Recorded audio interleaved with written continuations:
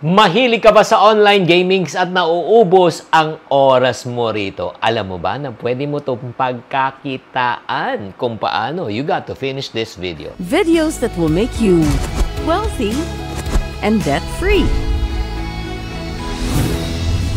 Disclaimer po, I'm just here to share business ideas and expertise on monetizing your skills. Itong mga ideas na ipipresent ko is meant to inspire. Kung gusto nyo pang malaliman na kaalaman, I recommend seeking guidance from experts in your chosen field. Balik na po tayo sa program. Usapang pagkakitaan tayo. Malay nyo, naku mga magulang ha, huwag nyo pagkagalitan agad ng anak ninyo. Oo na. Ay, naku, panay-game ka ng game, wala lang nangyayari, nag-aaral. Oo, syempre naman. Alam nyo ba mga magulang, pwede pong pagkakitaan to. I don't know kung kilala si Chooks TV. Si Chooks TV po talagang kinarir na po to at ngayon po ang laki na po ang kinikita mga ka-friendship on a monthly basis ha.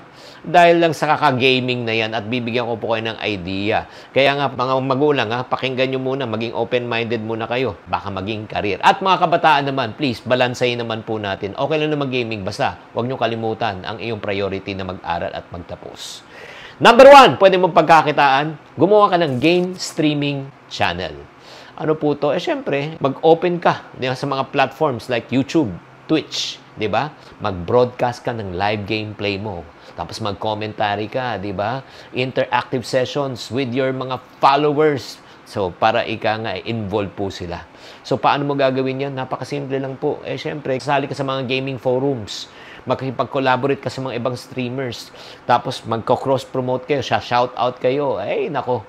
Pag ginawa mo yan at dumami na ang followers mo, alam na this. Alam na, yun ang ginagawa ni Chooks TV actually. Yun nga. Pwede kang kumita, nag-uumpisa ng 5,000 per month, 10,000, mga iba 50, 100,000. Ay, grabe. Or more. Si Chooks TV, tanong mo kung magkano kinikita niya monthly. Number 2. Ito naman po, gaming content creation. Iba po yan ha. Yung streaming, iba po sa content creation.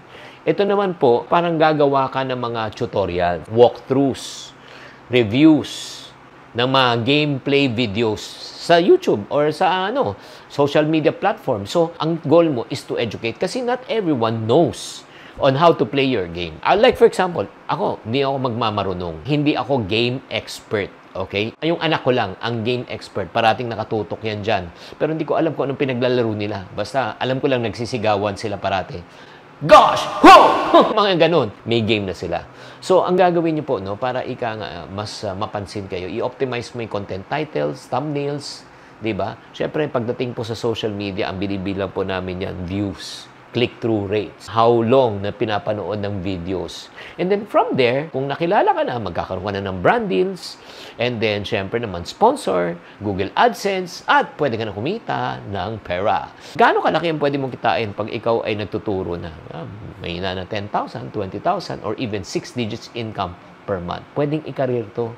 Kaya nga, mga magulang, open-minded, iba na talaga ang buhay ngayon. Pangatlo, ito pa. Alam nyo ba na ngayon po, meron ng tinatawag na e-sports. Electronic sports. Talagang kinakarin, milyon ang kinikita dito. At pag may e-sports, meron tayong tinatawag na e-coach. Mga coaching naman po, you can give coaching sessions and services. Provide personalized training session and skill development sa mga players. Meron na ba yung ganun? Meron. Kung may basketball coach, meron rin for esports. Kasi not only na tinuturuan sila paano mag-gaming, pero tinuturuan sila mentally and emotionally. Paano mo gagawin yan? Paano mo mapropromote ang sarili mo? Siyempre, showcase mo yung expertise mo, di ba? Magturo ka ng mga estudyante. Pag nakatuturo ka ng estudyante, gumaling sila sa paglalaro nila, sabi mo, sige, pengin lang ako ng testimonies. Tapos yun nga, i-highlight mo na yung testimonies. Ang galing talaga ni Coach Chinky sa paggawa ng pera. Di ba? From there, kung may word of mouth advertising ka na, di ba? Syempre, kikita ka na. Alam mo yung mga e-coach, mga ganun na, mahina na kinikita ng 30,000 pataas yan. Up to 6 digits income, lalo kung malalaking brands ang hawak nila. Ito pa. Since sinabi ko na may e-coach, di ba? May e-team. Team. Di ba team yan? Buo yan Kaya pwede ka nang gumawa ng e-sports team management. Ito na talaga ang tindi nito. Pwede ka nang mag-recruit ng mga talents, ng mga players. Parang NBA players or PBA players na rin to. Nasasali for regional and international gaming tournaments and leagues. Pagkatapos nito, syempre, parang papaliga ka, magpapa-free game ka, at yun nga, makikita mo yung pinakamagagaling na mga gamers, yan ang kukunin mo. Di ba? As part of your team, papapirma mo talaga ng kontrata yan. Pagkatapos niyan, ayun na. Pwede ka nang gumawa ng mga sponsorship deals, gaming brands with companies, di ba? At pag sumikat mga yan, pwede may fan meetups. Magkano pwede mong kitain pag ikaw ay naging e-sport management team manager? Pwede kang kumita ng 100,000 to 500,000. And FYI, as a manager, you get also a percentage na cut for every transaction that they bring. Woo! Since meron ka ng team, kilala na sila. Parang ano to yung SB19. Sobrang sikat na ng SB19. Anong next na gawin mo? Merchandising store na. Di ba? Pwede ka na magbenta ng mga apparels, accessories, collectibles, branded merchandise. Kilala na kasi yung mga team mo Ako hindi ko kilala yung mga esports na pero yun nga, nabalitaan ko talaga. Ang laki po. Ang laki ng kanilang kinikita.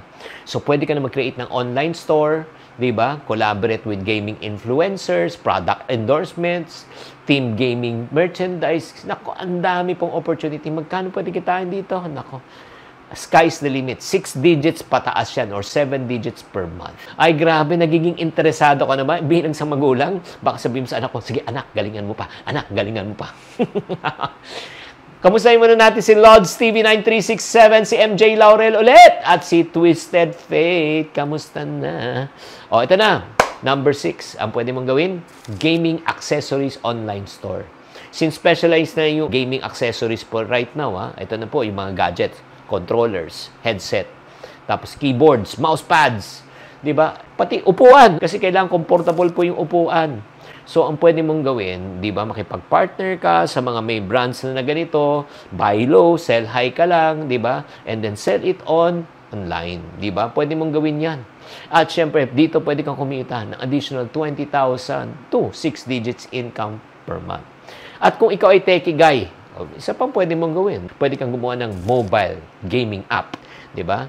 Siyempre, depende sa trends, depende sa genre. Pwede kang gumawa ng apps, pagkatapos pwede mo ibenta as advertisements or pwedeng gawing subscription kung napakaganda ng game. Anong gagawin mo? Siyempre, may free trial version ka muna. Pagkatapos ng free trial version, patatry mo sa mga influencers, sa mga gamers, kung nagustuhan nila, promote nila. From there, kikita ka na. If not naman, ito pa, isa pang pwedeng gawin, no? Game event planning services. Kasi may mga iba na companies, meron na silang games. Ang problema, wala silang time to organize. So, ikaw na po ang mag-organize ng e-sport tournaments. Ikaw ang gagawa ng logistics. Ikaw ang gagawa ng organizer. Parang event planning po siya. Di ba? So, again, paano mo gagawin yan? Siyempre, ipropromote mo yung sarili mo. And then, ikaw na rin kukuha ng sponsors or ikaw rin na magbebenta ng tickets. Profit sharing po kayo. Pag ito, nakareer mo siya, kung ikaw isang event planner na, switch ka lang sa ganitong field, nako, malaki ang pwede mong kitain from 80,000 a month or to 500,000 a month. At ito naman tong last two na ito, medyo may kalakihan na po ng puhunan, pero maganda pa rin yan.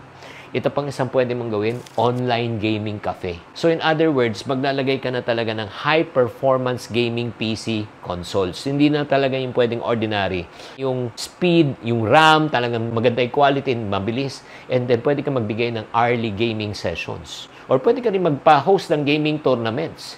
Diba? So, paano mo gagawin yan? Simple lang. Again, ipropromote mo yung venue mo sa mga influencers. At the same time, you can also offer yung mga tinatawag na VIP access or loyalty program sa mga taong regular customers na pupunta ng internet cafe mo at mag-game po doon.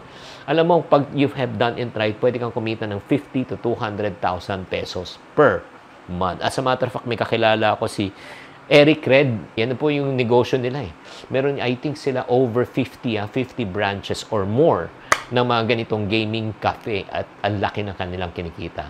And last but not the least na wala pang gumagawa, ito, dito sa Pilipinas, wala pang nababalitaan, gaming theme park or arcade. Ang ibig sabihin po nito, syempre interactive ng gamings, no? Virtual reality na experiences. 'Di ba? Alam ko may mga arcade na po yung mga time zone and everything, pero wala po talaga para sa gamers lang. Imagine mo pag may ganito, grabe talaga. Dudumugin ka ng mga professional gamers. Siyempre, at saka wannabe gamers. At ma-attract mo rin mga developers, publishers, 'di ba, na mga games kasi nga ikaw lang may ganitong venue, 'di ba? At kung may venue kang ganyan, pupuntahan ka, easy na 'yan. Yung mga 6 digits income na yan, naku, napakadali na, million na po yan. So ngayon, as you can see, ladies and gentlemen, ang hobby mong gaming ay pwede mong pagkakitaan or pwede mong pang-ikayaman. Pero bago ka pumasok sa ganito, siguraduhin ng dapat tama at sapat ang iyong kaalaman. Kaya nga mga friendship, thank you very much for tuning in. Kung gusto nyo pang mas marami pang mga tips na ganito, matuto ka. Alam nyo, meron po ako mga business ideas about pagkain, business ideas about photography, business ideas about biking. Ang dami po niyan. Kaya mag-subscribe na po kayo sa channel na ito. Ito yung series na ginagawa ko. Kung meron pa kayong gustong pagawa sa akin, any hobbies of yours na gusto nating i-convert to money, pakitype na lang sa comment section. And your wish is my command. Tatandaan, tamang karunungan, tamang disiplina ang susi sa pagyaman.